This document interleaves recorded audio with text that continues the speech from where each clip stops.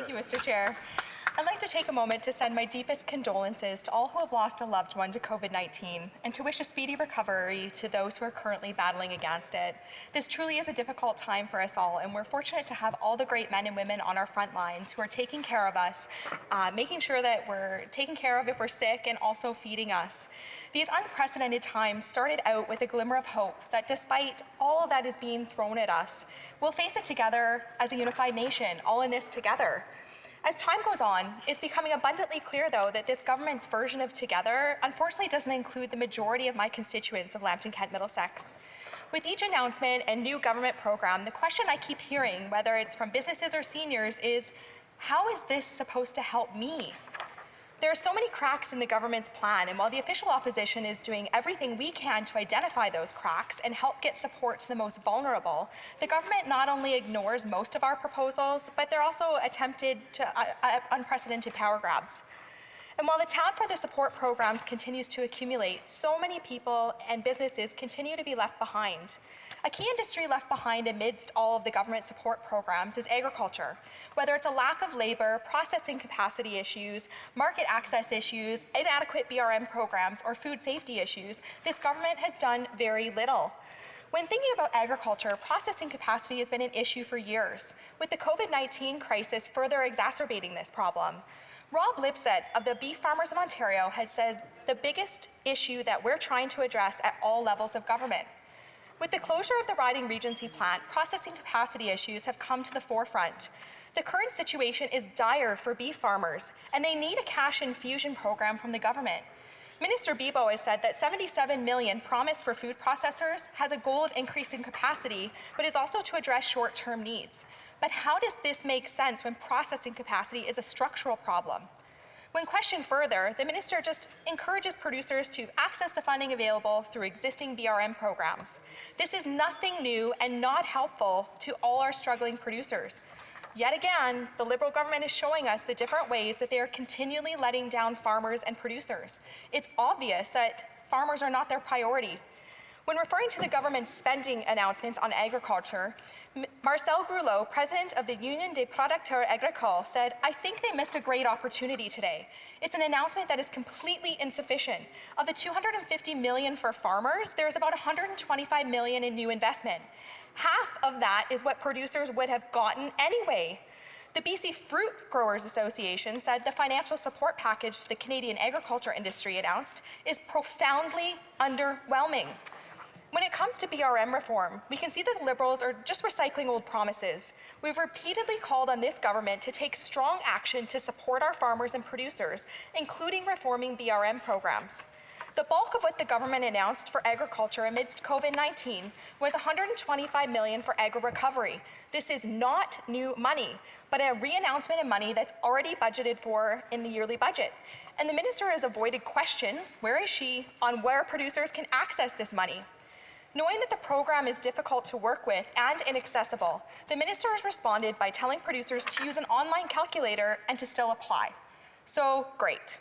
Farmers now have an online calculator to figure out how quickly their farmhouses are burning and whether they qualify for the government-issued bucket of water to be delivered at an undetermined point of time in the future. Our producers and our farmers are being left behind, and they deserve better. Mr. Chair, this country is facing many trade disputes, especially when it comes to agriculture, particularly with China. Market access issues are at the forefront. Exports of commodities like soybeans, canola, and pork are facing additional challenges. The government says they are committed to helping farmers, but to their disappointment, the government has ignored all their pleas. And on April 1st, they even raised the carbon tax by 50%. Mr. Chair, my constituents and millions of Canadians are facing significant and sustained hardships. With stagnant revenues and rapid debt accumulation, many are struggling to stay above water. At the very least, they were hoping that their government would show them some sort of mercy and hold off on raising their taxes. And to add insult to injury, the Prime Minister and the Finance Minister continue to deny the real impacts of the carbon tax. This outrageous claim that the carbon tax puts more money in Canadians' pockets keeps getting repeated over and over. And no, our businesses and farmers' budgets don't balance themselves. On top of the direct costs, it's becoming harder and harder for our farmers to compete internationally against those who aren't burdened by punitive taxes. I've heard from farmers in my own riding that they will be planting less corn this year, partially due to their drying costs having skyrocketed with the carbon tax.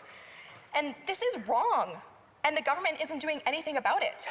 Mr. Chair, food security has also become top of mind, especially when considering the reports of empty shelves throughout this pandemic. Coinciding with the lack of financial support to our farmers and producers, many of our family farms are experiencing hardships and expected to go bankrupt. With just a fraction of what was asked for being given to the agriculture sector, it is estimated that up to 15% of our farms, or about 30,000 farm families, will go out of business. But this could be stopped if immediate and meaningful support is provided to safeguard our food security and a critical sector of our economy and rural communities. Canada's Conservatives will continue to press the Liberal government for real financial support for our agriculture sector. In fact, we have proposed a student jobs program to fill labor shortages in agriculture and agri-food.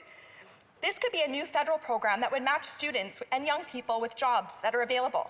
I have heard from many farmers in my own riding that this would really help, but this government isn't moving on our proposal. For young Canadians, this could be an incredible opportunity to work in agriculture and gain valuable knowledge about where your food comes from. For our farmers and ranchers, they could have a great source of local labor to help fill the labor shortage gaps. This is just another example of a constructive, conservative solution to help those affected by COVID-19. Mr. Chair, this government is also using this pandemic to seize the opportunity to circumvent democracy, bypass parliamentary accountability, and fundamentally change our firearms laws through an order in council. Rather than be accountable to Parliament and have expert witnesses called to testify and analyze these changes, they are bringing uncertainty and division to many of my constituents and millions of law-abiding Canadian firearms owners. This firearms ban will do nothing to protect public safety. Taking firearms away from law-abiding hunters and sport shooters does nothing to stop dangerous criminals who obtain their guns illegally. Instead, there should be investments made to support police anti-gang and anti-gun units, youth crime prevention, the CBSA Firearms Smuggling Task Force, border security, and increased funding to access mental health and addictions treatments. These are more constructive conservative solutions to help combat gun violence, and I hope the Liberals heed our calls. We all want a safe country, but needlessly attacking law-abiding firearms owners does nothing to improve public safety. Mr. Chair, another problem I continually hear from my constituents is internet access.